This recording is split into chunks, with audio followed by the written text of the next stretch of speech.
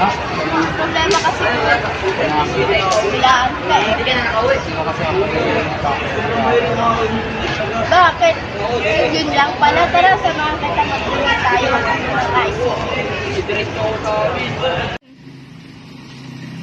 Saka na naman galing sa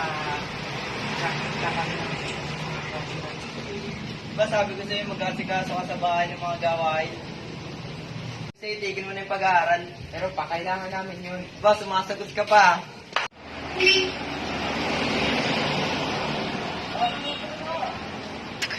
Hoy, Jera! Ano naman ginagawa ko sa anak? Uy, tama na yan! Tama na yan! Tama na yan! Tama po namin yung magkama. Tama na yung mga sige, mauna muna. Kayo ka lang ng bahay. Tao po. Good morning po. Magkapasama lang po ako. May nagbububugan po doon sa kanila.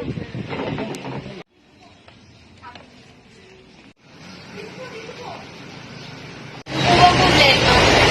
Kasi bata, pinapatigil ko ng pag-aaral, sumasagot pa. Kaya nung bago sumayo gusto mag-aral ng anak ko.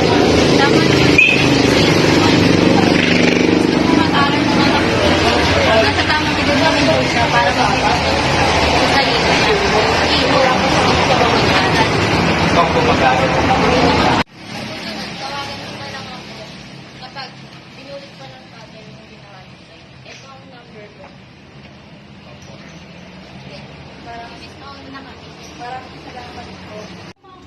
Sige, maraming salamat.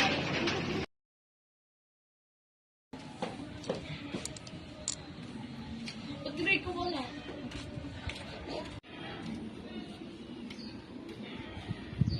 Sir, paano mo kayo? Po, pangkain niyo po, sir. Ngayon, saging. Sir, kasi pasok. Sir, may nakita po siyang pulubi. Nandun po sa may barangay.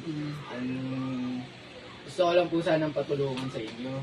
Sakto, gumagawa naman kami ng programa para sa mga pulubi. Sige, puntahan natin yan. Ano po kayong klaseng programa yan, sir? Eh, mamimigay lang naman po kami ng mga pagkain para sa pulo. Sir, po tayo.